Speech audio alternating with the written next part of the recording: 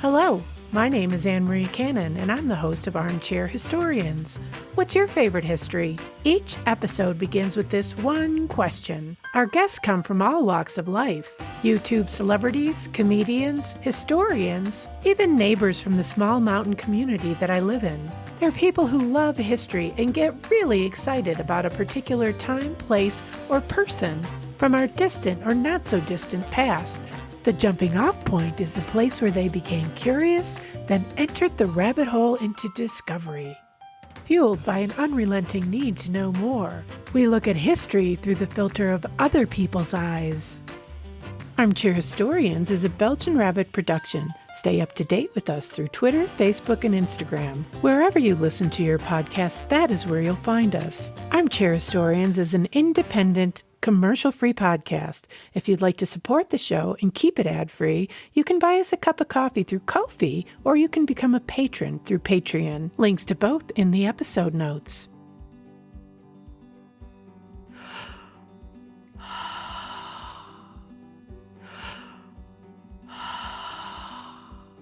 Okay, everyone, it's time to take a deep, cleansing breath. Breathe away the emotional residue of recent national events. Sink into your body. It's time to give our overtaxed sympathetic nervous system's fight-or-flight response a break. Now, don't get me wrong. I'm not suggesting that you bury your head in the sand and just forget about all of the important things that are going on in the world today, of which there are many. I'm just asking you to disconnect and join me for the duration of this episode of Armchair Historians. Rather, let us tune up our virtually forgotten in 2020 autonomic nervous system. So here's what I found out. According to LaughterOnlineUniversity.com, breathing is the only function of the autonomic nervous system that can be consciously regulated or changed. It encourages deep, diaphragmatic breathing, which stimulates the parasympathetic nervous system. This, my friends, is the cooling branch of the sympathetic nervous system. And here's the important part and the reason for this biology lesson. Laughter tends to reduce sympathetic nervous system response activity while engendering softening, expanding, and relaxing parasympathetic nervous system action. COVID pandemic and insurrection aside, I think I speak for each and every one of us when I say we could all use a whole lot more of that. Not only does laughter help prevent sympathetic nervous system activity by assuaging emotional stress, it also helps discharge aggressive, negative energy trapped as tension within the body as a result of past sympathetic nervous system overactivity. And yes, I am talking about you 2020 and the past 4 years for that matter. So with this in mind, I appeal to your sympathetic nervous system. Sympathetic nervous system, Anne-Marie here. You are so awesome and necessary and appreciated. You have gotten us out of some deep shit in the past. But let's face it, you have taken center stage nonstop for most of 2020. And to be quite honest, you could probably use a break.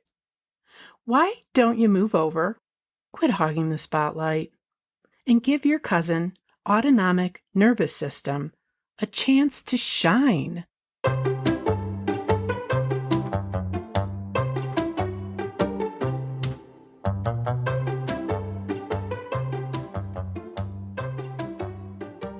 So in an effort to help activate our autonomic nervous systems, I bring you this week's guest, comedian, as well as podcast host and producer, Zack Lyman. Zack has been performing stand-up comedy for over 12 years. In that time, he has been recognized by magazines and shows across the United States. On his cleverly named The Zack Lyman Podcast, Zack sits down with creative guests to have a fun and laid-back conversation of what they create and why they do it.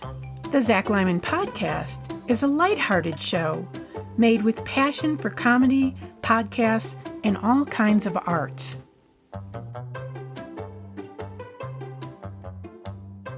Hi, Zack Lyman. Welcome and thank you for being here today. Thank you for having me. Sure.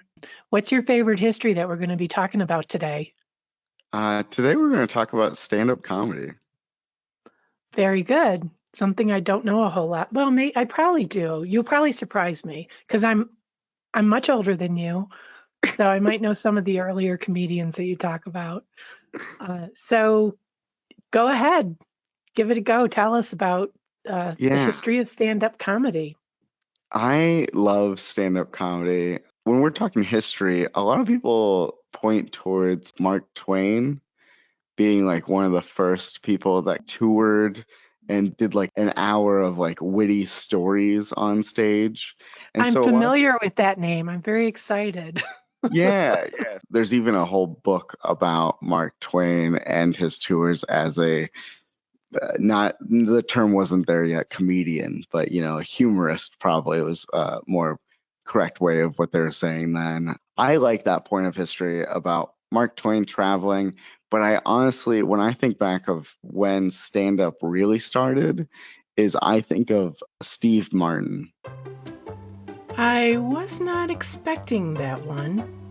And for all of those fellow fogies out there like myself, shaking your fists in the air, screaming the words Lenny Bruce or Bob Hope, what about them? They were the first true stand-up comedians. Cool your jets, give Zack a chance.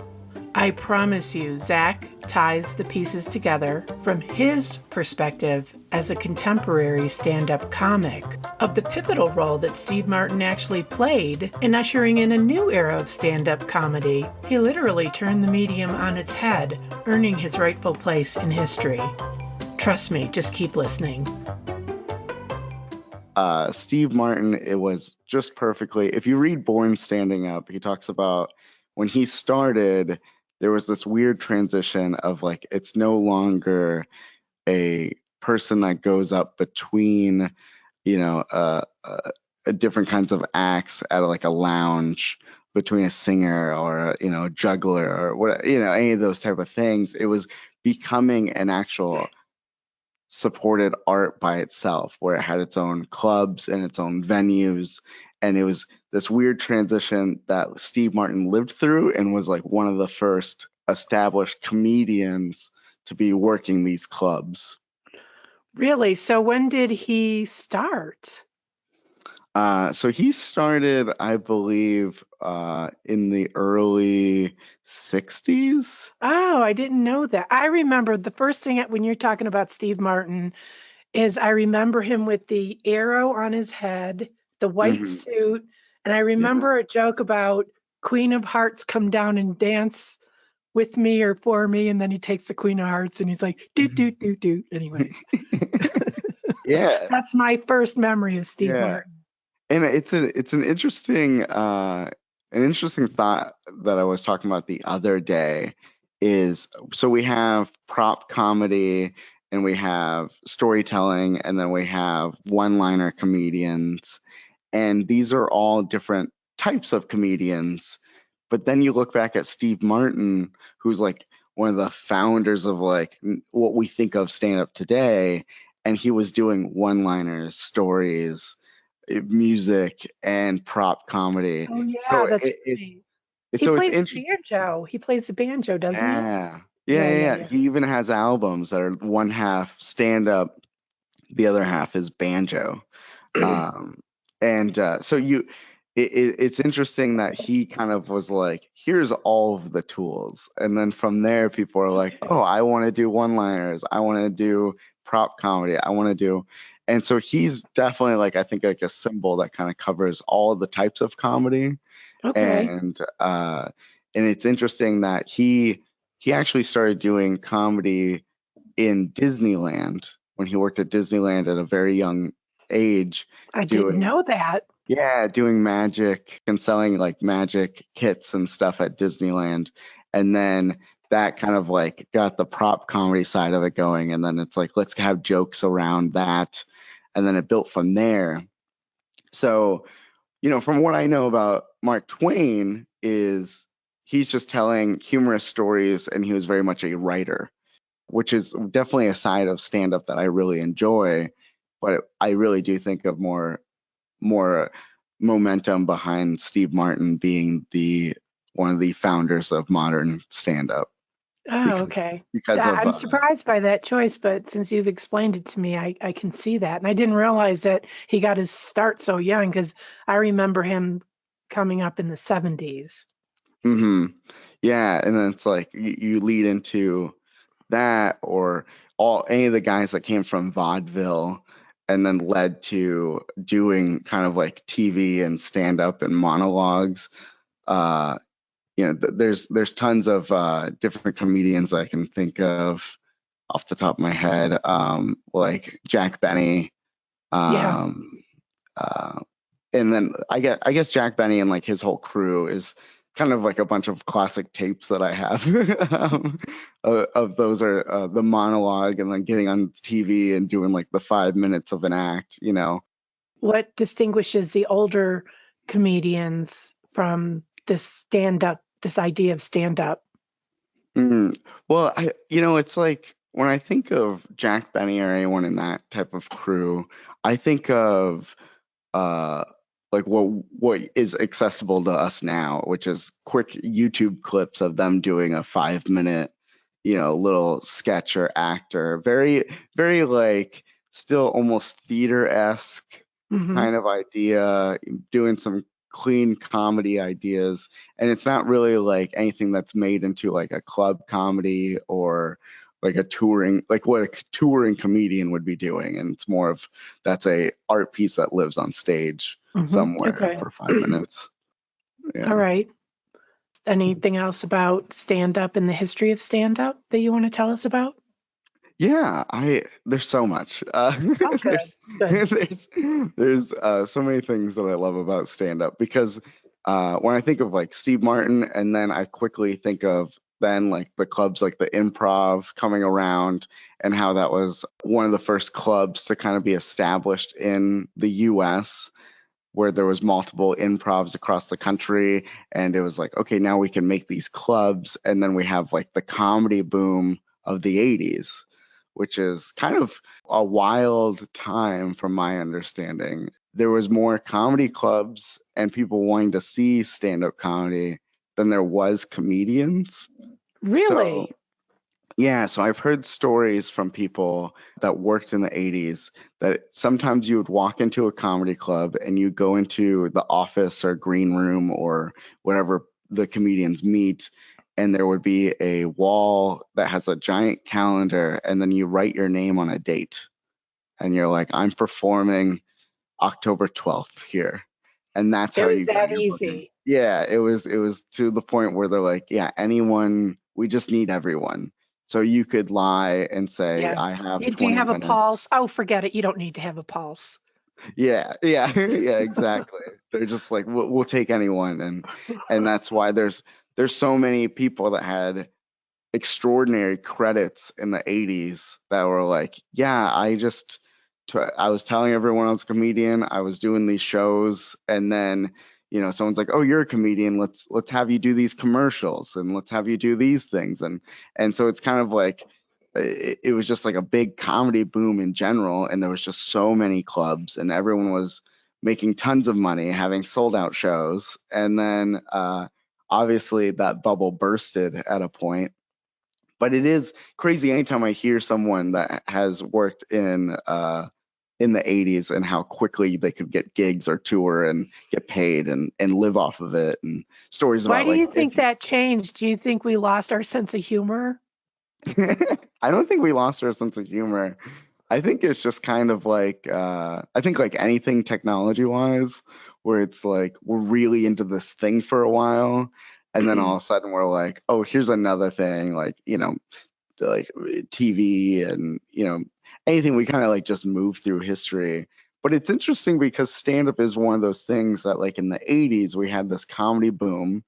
Everyone's getting jobs, and then the 90s it kind of like just died out, and then early 2000s it was very dead. It was very much every club was on life support. And then again we had someone like in 2004 or 5 I would say, we had someone like Dane Cook come around, and then he made it cool again. And so he brought it to MySpace, and then he brought it to, being like, I'm at these clubs, and start promoting with social media, and having like a very cool website, and just being like the cool guy of comedy. And then all of a sudden, stand up was cool again. Yeah, that's So funny. really, It's the only thing that I have on my in my iTunes that's a comedian is his album, and I still laugh at every yeah, joke, yeah. every joke. We should be more What thankful for Dane Cook. I guess, and I learned about him because my daughter, who was a teenager at the time, was listening to him. So I'm an old fogey because I go back to SNL, in the 70s, and that's where I really got acquainted with comedy. Not Yeah. necessarily stand-up comedy, but comedy. Steve Martin was in the I mean, cast, wasn't he? no, he's hosted A bazillion times. over, yeah, like I think he's one of the people that like hold the record of like most hosting of SNL, Oh, to the that's point that interesting. everyone believes he's on the cast, because it's like over 30 something times he's Well, hosted. because I can remember reoccurring skits that he did, Wild and Crazy Guy. Yeah.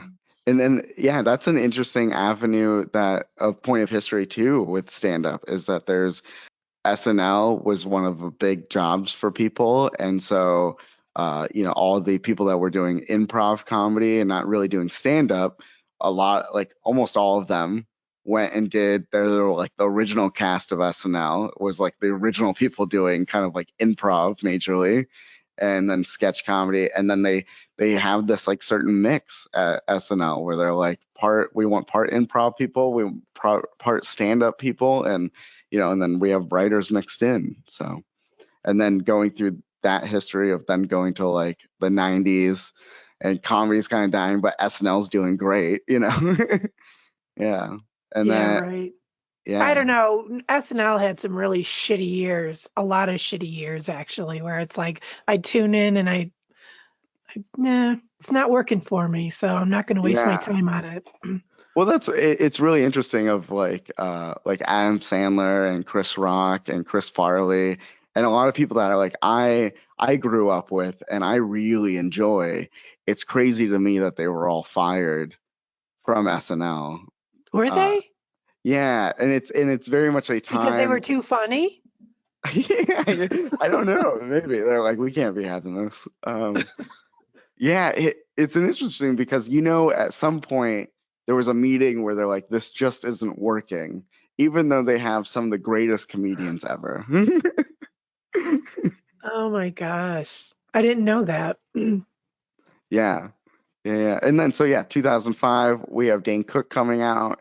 And then that's like around the time that I was like, I was already thinking about doing stand up. I was, young, thinking about doing stand up. And then everyone started listening to Dane Cook. And I was like, yeah, this is definitely what I want to be doing.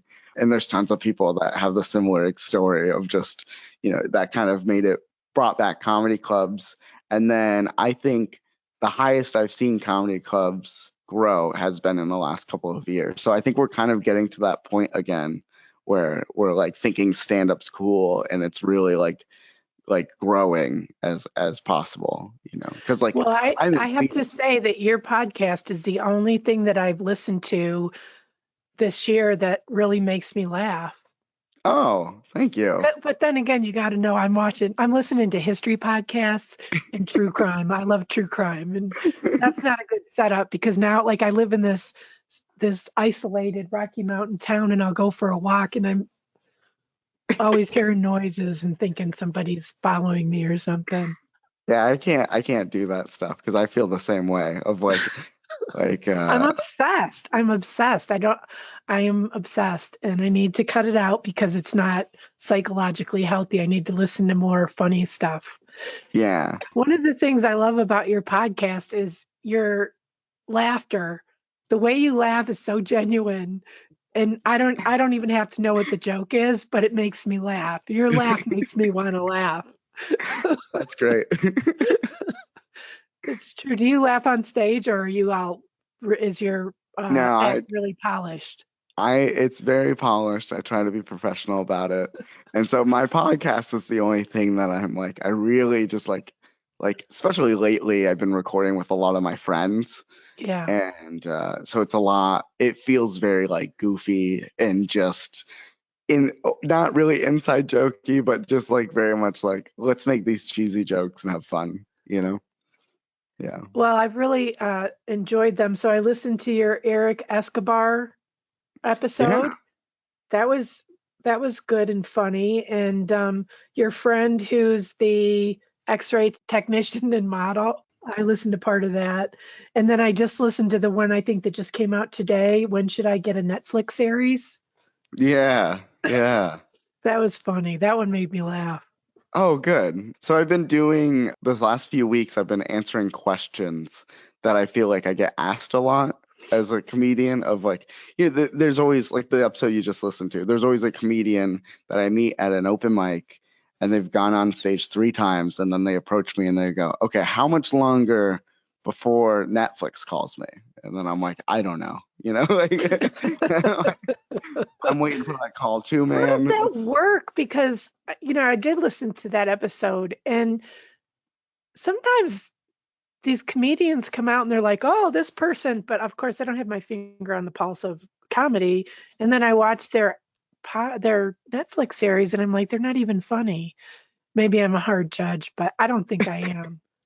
And then I feel guilty for them Well, because they go out and they do this and it's like, I don't think they're funny. And the other person I watch them with is my boyfriend. And usually we pretty much agree on that, like what's funny and what isn't. yeah, it's interesting because I've heard one story that kind of like opened my eyes. I'm not going to name who the comic is, but I heard about a comedian that was good looking and they were at an open mic and they were very new and they're in LA and a producer just said, "Hey, I think you have the right look and kind of the right sound. So if you could just go to open mics for a little bit longer, I'll give you a special." And I don't know if it was for Netflix or for some other company, but I'll give you a special. And then they did that. That's like their entry story is that they're like, great. And then they just went and did some open mics. And then later that year, they filmed their hour that is now, now they're a famous comedian. It's like, but I mean, Interesting. I'm sure there's more stories just like Yeah.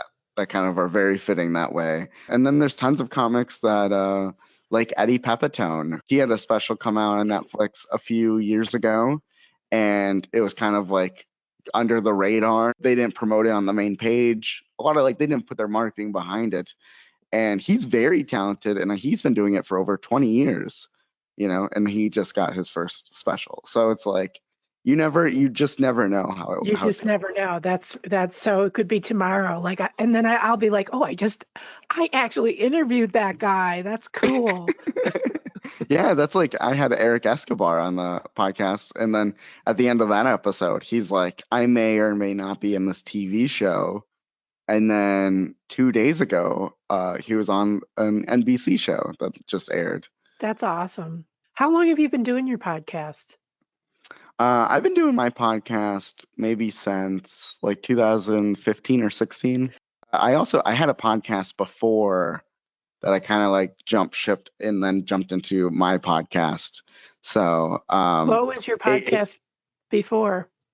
it was about comic books and comedy. So we would talk about comic books and comedy, and it was just me and another comedian. And it was always like, what are you reading this week, comic book wise? And then like comedy, where like we did a lot of shows together. So then often it would be like, yeah, we went into the show in Indianapolis. What was that like? Yeah. So Okay. yeah, Cool. it was a fun show. So, But then so you've been podcasting since when did you start? I think we started that in like 2014. So I've been podcasting since like 2014, I'd say. Oh, wow. I feel like we went off the rails and maybe we need to get back to history. Is there anything else about the history that you wanted to share? It's just stand-up is a topic that I never stop talking about. There's a reason I have a podcast about it. But So is your yeah, podcast about comedy? Would you say that it's about comedy? I Yeah, it's like interview fun. I've had models and actresses and other type of performers, musicians on, and but at the same time, I'm still joking and laughing with them. And then they'll say something about like what they do, and I'll be like, that reminds me of comedy. And then I It tell a always goes story about back it. to comedy. Yeah, so it's Oh, like cool. I never get too far away from it, but Uh-huh. it is just another interview podcast, but it is very heavily. If you like to laugh, it's like how I like to think of Yeah, it. I do like to laugh. I don't know, why I don't watch comedy more or listen to it, but who's your favorite? Okay, let's get back to the history because I have all these other Okay. questions I want to ask you. Yeah. I'll probably edit it back into the conversation about history. I don't know. Do you edit your podcasts or are they just raw? They're pretty raw from my understanding of what people say editing. I do go through and I'll cut maybe ums and uhs or uh fix some spacing issues, but really I keep it as is and it's pretty basic. And sometimes I don't I do no editing at all where I realize me and the guest barely said and and I go, yep, pretty good. So, I know I'm obsessed with us and ums. Yeah, interesting. So let's get back to yeah. history. I keep saying we're going to do that, and then we go off on another tangent. I still want to know Yeah. more about that. Anyways, I always like to know how other podcasters do things.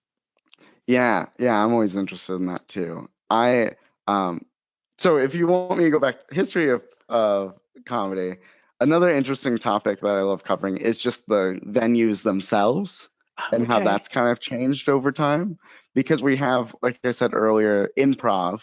The improv, like in Arizona, I have the Tempe Improv, and the Tempe Improv has its own interesting history of being built with the mindset of people can film their specials there. So like David Spade in the early 90s filmed his special there, and it's changed and they've remodeled, but they had the spacing and areas so they could set up the giant cameras that were needed for that and have like, the cranes and all that inside. So it's very nice and very well done. The Tempe Improv. Love that club. I love performing there. Always a good time. But then there's many of other clubs like I don't know so much of the history about, but like Go Bananas is another interesting club because it's an interesting name, Go Bananas. Go And bananas. then in I think it's Indianapolis and around there in that part of the country, there was tons of Go Bananas from my understanding. There was like a Go Bananas on every corner and then slowly it's cut back to like a handful now. Have you And that's performed like, at a Go Bananas? yeah, I performed as like a guest spot, but I've never like headlined a Go Bananas. It's on my to-do list. Is really there's many interesting comedy club names that I'm like, I have to add that to the resume. Okay. I need these on my resume. So how we think of it in stand-up world is that's club comedy, right? So there's a club comic. And that term really probably came out of the 80s is like everyone's doing all these clubs and being like, the whole blazer with the sleeves rolled up, talking about airline food type of I'm just doing the gig type of comedy that everyone was like able to do. And then in the 90s is when alt comedy came around. And my understanding of alt comedy, because this is also a a topic where people go, where did that really start? And what's the real meaning behind? But my understanding of alt comedy is it's alternative venues to comedy clubs. That's where people were going, where they're like, my jokes about real life and depression or anything that's like real or extremely odd, anything that's not in the normal club comedy world that just didn't seem to hit hard they would be performing at like a Chinese restaurant or a coffee shop or something. Do you have an example of somebody I would know that does alt comedy or did alt comedy? Yeah, one of the founding fathers is I think he hates this term, but a lot of people use Mark Maron, who does the W2F podcast, one of the founding fathers, or Patton Oswalt is a very good one that started kind of alt comedy world. Eugene Merman is one of the kind of doing one of those things. So there's, Eugene's later, I think, and Patton's pretty early. But Mark Maron is often credited as one of the comics we can kind of go to of in New York doing Luna Lounge, which was maybe a Chinese restaurant, loungy kind of thing. From my understanding, never been there. I don't think the place exists anymore. But in the early 90s, that was kind of like the open mic they would go to on like a Tuesday or something and work out things that just didn't hit hard at clubs. And so there's a lot of comics that are like, what are you? Are you an alt comic? Are you a club comic? And like, where do you fall? And it's so funny that it could be that black and white, but also, there's people like Mark Maron that were working the clubs, but also doing alt comedy. And he's kind of like a good, someone that kind of made it doing both. And so it's always interesting to me of the alternative clubs. And that's something that I'm really into, is being a DIY comic and more of booking it yourself. DIY comic. What does that mean? I use that term because I don't have like a manager. I don't have a booker. I don't have anyone helping me except for me. Mm-hmm. And I learned how I wanted to book shows and do things from my friends that were in bands. So I took what they were doing in bands and then I applied it to comedy. So I was calling the music venues and asking, how much is it for me to just rent it out for a night? Or can we work a ticket deal? Or, just like different angles I could perform and bring my own audience instead of relying on the club to bring their audience. Because when you do clubs, there's comics that do clubs and they headline and they have a good relationship with a certain company. Maybe it's the Improvs, maybe it's a Go Bananas. And they are like, okay, we love David and we love David so much. Let's have him tour the country. And so they move them to all the different clubs that they own, or maybe they're part owners of, or maybe they book for. So you can kind of get in these circuits, and you can kind of get into the world of like jumping around and being really well connected. But that relationship is very like old school, how things kind of worked in the 80s and 90s is you set up chairs, you be around, you be a good person, you go pick up the headliner from the airport, you're just around. And then through time, first year you're hosting and then next year you're featuring and then slowly you're headlining. That's kind of how it works out in that realm. Or it used to, but that's not so true anymore because you have people that get their fame from social media or you get their fame in other ways than just originally stand up. And then it's like, well, how does that work for them? They need venues and sure, they can just call a comedy club and then maybe get into the circuit and kind of skip all those steps. Or they can call a music venue and they could just rent out a music venue and then they get to keep all of the money, So it's very interesting of how comedy has changed that way, where it's no longer gate kept by clubs. A lot of things are like that. Yeah, and so it's no longer about relationships always with comedy clubs, but I think it is important that you, especially like your local comedy club, being like a good relationship with them, because where are you going to go on a Tuesday or a Wednesday or, when you don't have a music venue rented out, where are you going to hang out and be around and see good comedians? So it's interesting that way. And that's kind of like where I've fallen into with my career of just going towards booking music venues and booking my own thing, but also continuing to build relationships here and there. And, just calling the Go Bananas every once in a while and being like, hey, I'm Zach, This is your profession. You are a stand-up comedian. Yeah. Yeah. In 2020, I've been saying retired, but yeah. How has that been working out with COVID? Well, it hasn't. That's why I'm doing a podcast, because I'm a tour guide. That's what I do. I have a tour business. Okay.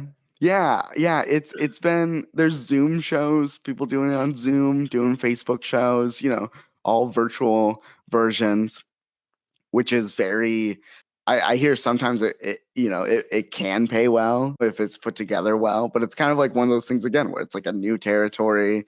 And I was very shy to get into that realm because I'm very I'm loud, I'm active on stage, and I was very unsure if that's what I wanted my neighbors to be hearing. It's like me for 45 minutes yelling about something. But So you haven't done any of that? You haven't done any I've done I did one officially, and then I popped into like an open mic and like did like a 5 minute, but I did one book show where it was promoted, and I did, I don't know, like 12 or 15 minutes or something of material, and I thought I'd ease my way in with like 12 minutes. And but it is interesting because I've been asked to do shows that are hosted in Tokyo, so it's like a new realm of like, yeah, is this, but immediately my mind is with this new world of like, I'm always thinking of like my bookings and traveling and how, trying to build relationships. I'm like, that's great. I can make relationships in other countries now with these online shows. But Sure. then there was a point where I haven't done stand up in 8 months. So I'm like, do I really want people in Tokyo to see me very rusty, trying to remember my jokes, being like, I don't know. I thought I knew where this joke was going. I don't, like, do I want, there you go. This guy isn't very good. He should stick to podcasting. Well, you always have podcasting, but do you make money on podcasting? Right now, no, I'm not really trying to make money this year with podcasting. In the past, I've done like the affiliate links and having sponsorships and stuff. And my podcast has been very up and down because I started it when my comedy career wasn't really super busy. I was still doing like a part-time job here and there. And then since I started to now is like so different, not only like just money wise, but also just like how busy I am with comedy. And so my podcast really shows that, of like anytime I have a break from stand up, it's like I podcast. And then as soon as like I'm on tour, it's like you don't hear from I me for noticed like 2 that. I months. was looking at how often, I was going to ask you how often you drop a new episode. It Yeah. varies, right? Yeah. Now this year has been very like I've posted this year more than ever. And that was even before lockdown or anything like that. And then last year was me getting back into it.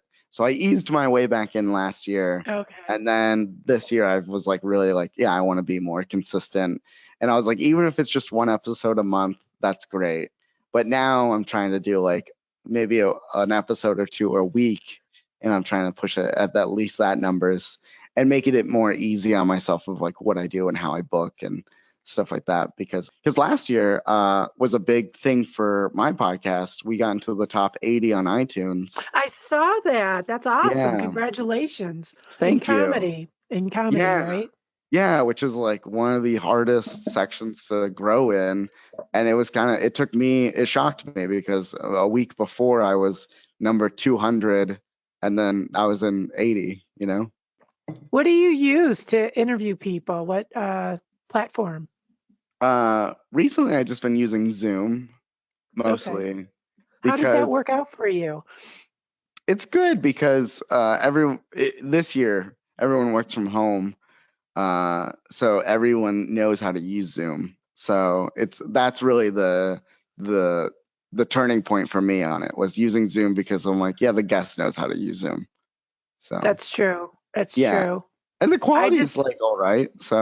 did you used to do live interviews? So when my podcast took off and I got into the top 80, I was like, okay, this is the moment that I will go and rent a studio.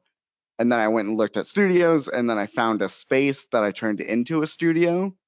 And then I had a studio set up. And then right when I was like really about to like get into that is like when lockdown happened. So I was Jeez. like, oh, I have this wonderful space I don't get to use. Oh no. Did you have a But lease on it? yeah. But they are wonderful, and Oh, good. I share the place with other people, so it's like it didn't ruin me or anything like that. It didn't ruin my life, or it Well, was like, that's a relief. yeah, it's more of a bummer of like, I was like, because I wanted to set it up when I have my friends in town, when they're like headline the comedy club, they can come over and promote it at the podcast studio, Yeah. And so that was kind of like the thing I wanted to lead into, and just getting more set up and making it easier on myself. I did do a lot of in-person interviews, but from the beginning, I've kind of done them over the internet also, because when my comedy career was nothing and my podcast was nothing, how do you get a guest on the show? You make it as easy as possible. You go, hey, look, you don't even have to get up. You could just sit right there. Just how long do you want the episode to be? 10 minutes? That's fine. We'll do this for 10 minutes. Yeah, and that's how I convinced people that were way more famous than me to come on and talk. Oh, that's awesome. It's that's how my podcast is too. It's like these questions I've been answering, they're almost like comedy 101 questions. Interesting questions that I know people are almost scared to ask sometimes. Like, when do I get a Netflix special? And but then again, I'm answering them with my best friend Lou, and I'm like, yeah, you got nothing going on. Yeah, you're free. Yeah. He's done comedy for over 4 years, and I'm like, you get it. You know the answers. What would you like people to remember about this history?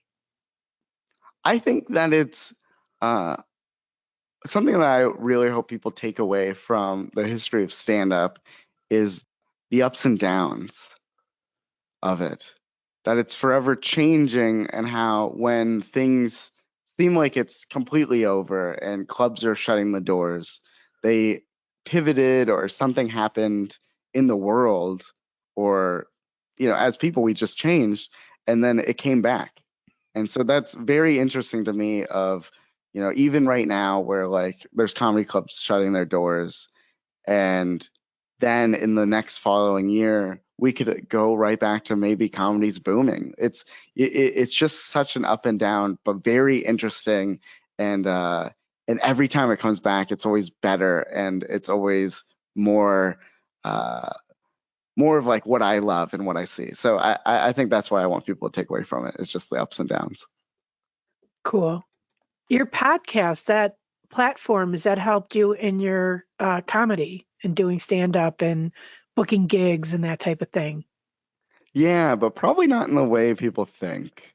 What people think is probably, that I have some listeners, and then they come out to shows and buy tickets, and that version. But it's not really that. I think the way my podcast has helped me the most is a lot of guests that have been on the show have been people that I've known in life or have met in life in some way.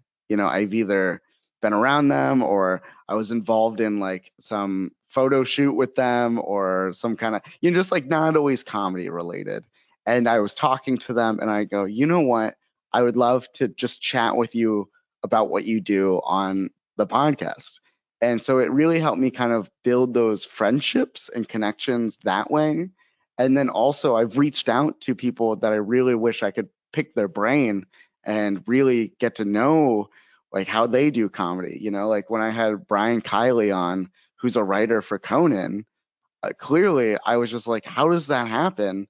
And like, what's that life like? Like that's so different than what I'm doing. And so I'm often trying to get guests like that. And it's really helped me build friendships of people being like, yeah, Zach's a great guy. Of course I'd love him to do this thing. And maybe I've gotten gigs that way, and sure.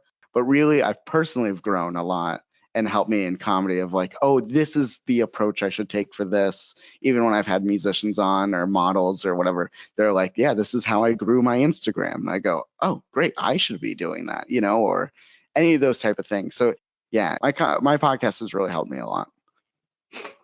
Yeah, I like doing the podcast. I started doing it because of COVID. I've been thinking about doing this. I've had this idea of talking to people about history for years. So yeah, I really like it. I wish I could get paid big bucks for doing it, and that's not going to happen. You don't know that. I do. I feel like I found my niche, and it's like, so what do you do now? Hopefully I'll be able to open my business again next year, but I'm afraid of the COVID, and people were open this year. I live in a tourist town, and some of the tourist sites were open, but have you done any stand-up? Yeah, I did. At the beginning of November, I thought the numbers were very low and it was very safe.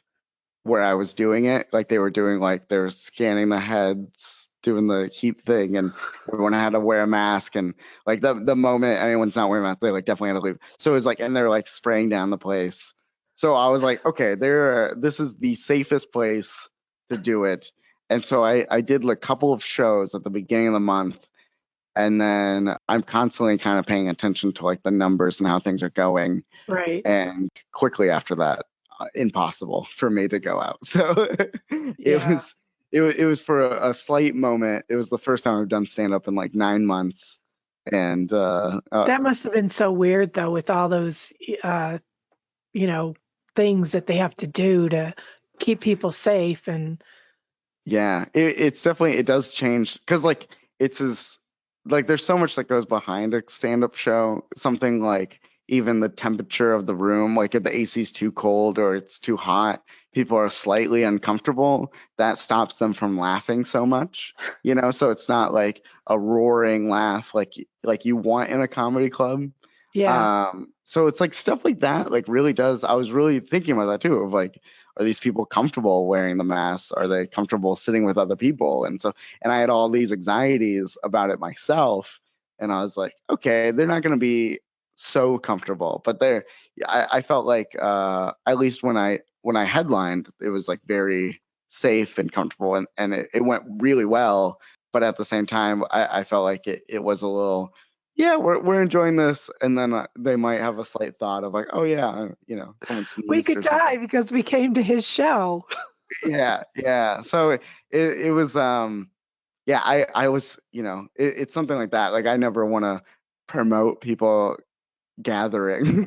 So I Yeah, was like, yeah, we're doing this safe, and it was that's right. That's it right. was I like get. it was like a third capacity type of thing, and it was just, so I've been really picky about when I see, because I get asked to do shows all the time, even when it's like in, because I'm in Arizona, and we you know, we just let it roll, you know, we're just we're just free out here being like, yeah, we're never shutting down, you know.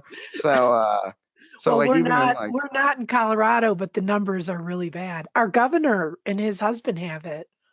oh They were just, geez. and he was like the poster child for wear a fucking mask all the time, every day.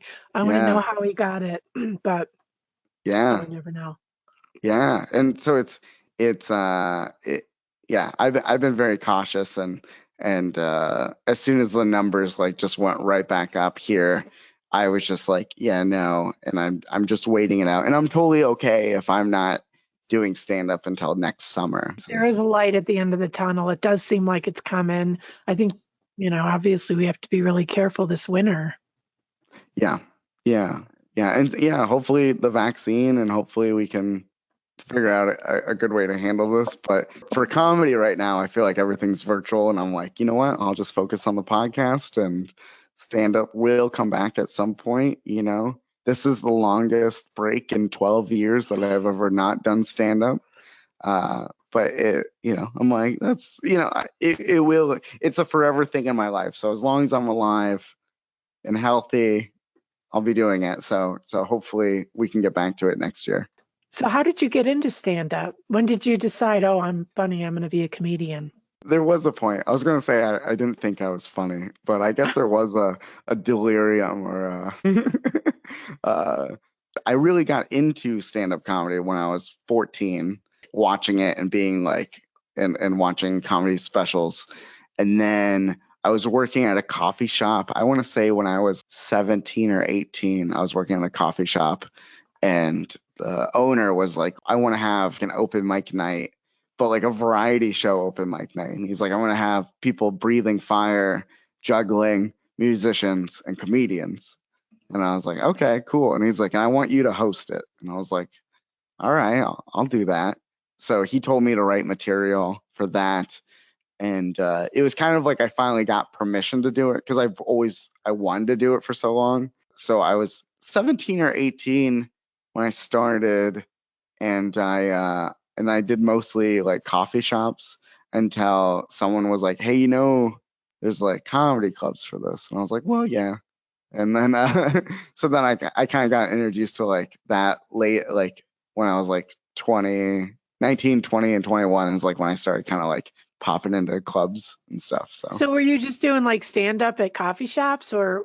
Yeah, I was going to like what they were just open mics and they would write anyone can perform, poetry, whatever. And then I would show up and I would be the only stand up. And I would be in so often. And oddly enough, it helped my career in weird ways now, but like it also like stunted my career. Like all these comics that starting now, there's so many open mics and so many ways to kind of like they can just go on Facebook and find an open mic for comedians and they can immediately meet comedians and comics can give them advice and stuff. I was the only comedian, so no one ever gave me advice for like the first couple of years of me doing stand up. But yeah, it was just me and a bunch of musicians and everyone hated it. No, certainly that's not true. You kept doing it. You must have gotten something out of it. Well, music is a thing that you can have at your restaurant and it can be playing in the background and people can hold conversations. A stand-up comedian into a microphone is not a thing you can have at your restaurant when people want to have conversations. So it's very much like they didn't realize what they did by putting that on the flyer, or they're like anyone can perform. They're like, well, you kept at it. You kept at it, and this is reminding me of a couple things. So when I went to grad school, I was studying writing, and what I always say I got out of it was a tough skin, because everybody's a fucking critic. Everyone's a critic, and if you can, deal with that, if you can deal with going into a Chinese restaurant and nobody's paying attention to you and you keep telling your jokes anyways. So that's one thing that it reminds me of. And then the other thing is Tom Waits. You know who Tom Waits is? Yeah. An interview he did a long time ago, he said, I was never a busker, but in some ways I wish I would have been, because I would have developed that thick skin. So, I imagine anybody who's starting out in comedy, that's got to be like terrifying. But yeah. What is it about comedy? I was talking to my friend Veronica a couple days ago, and I felt like I was on. I was a comedian. She was laughing, and I know that felt really good, to be able to have the timing or whatever. I'm not that funny though, but when she laughs, it feels like so edifying to me. Is that what it is for you? I think partly. I try to like think about this very often. I think partly it's that, where it's the enjoyment and the rush. But like you kind of comparing, like putting the two things you said together, is when you do these open mics, even now, you do these open mics and stuff, there might not be an audience. And I always call it performing for chairs. And so you kind of are like, if you're just living off of that high of making people laugh, that's not always there. Or maybe I've kind of like grown to understand that more. But it's like, yeah, of course, like when you're at a club and it's full and it's like that laughter, there's like, it's amazing. And you're like, this is what I worked for. But I think a lot of it for me is also, I love the writing of the joke. I love figuring out the puzzle of like, I had this really strange idea. Now I have to convince these strangers that it's funny or like that it's interesting or anything, So it's the puzzle of that.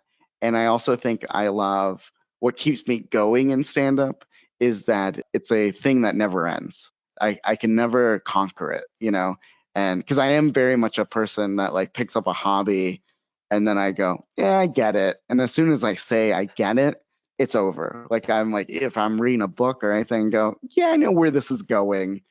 I'm out, And with stand up, you're like, you can have the strangest idea. You can hear it on the podcast many times. People talk about, I have a joke that's about a CD changer.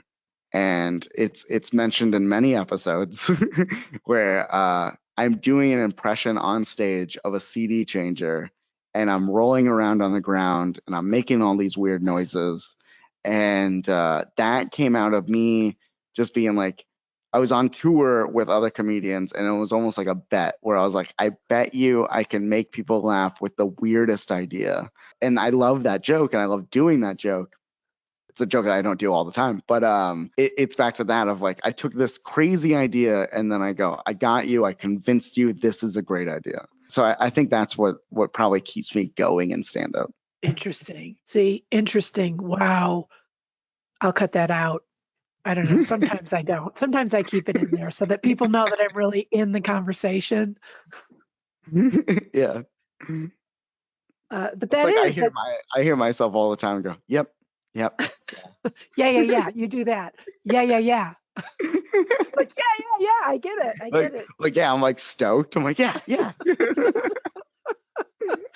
Oh, it's funny because when I go back, I always dread doing the edit because I'm afraid of what I said or what I did. I cut a lot of my commentary out of my episodes because I think, oh, that sounds stupid. Why did I say that? I'll cut that whole thing out. So, but this is great. I wanted to ask you if you could do anything and get paid for it, what would it be? Oh man, I think if I could do anything and get paid for it, it would be just doing stand up, just traveling, telling jokes.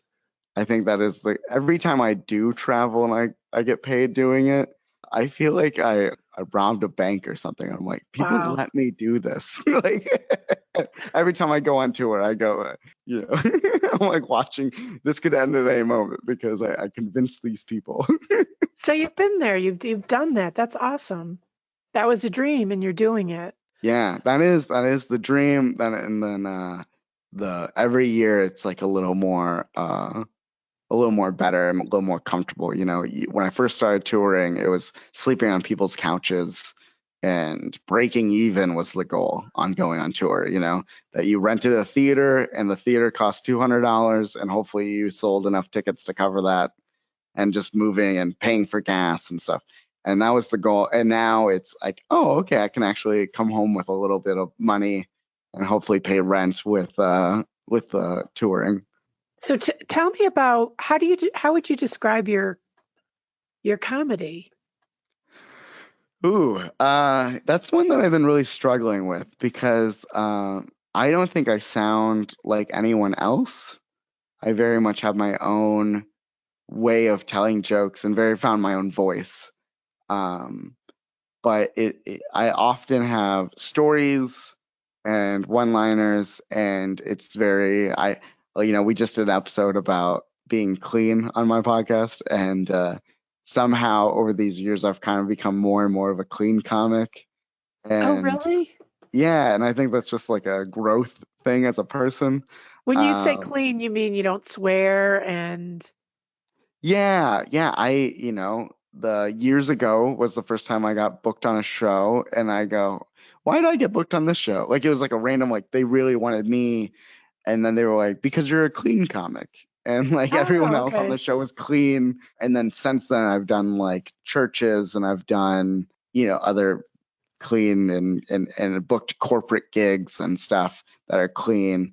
And it's funny because it's not like a goal of mine to do. Like it wasn't like a thing I was pursuing. It just kind of happened. Like I used to be more vulgar as a person and on stage, and I think a lot of that's like probably shock value kind of laughter that I was hoping to get like a cheap laugh off of. And then I just kind of like started writing more and more stories, and it's like, well, I want to get my point across. I want to spend so much time on being so vulgar. So I fall more into the clean comedy side, and I definitely fall on the side of storytelling and alt comedy.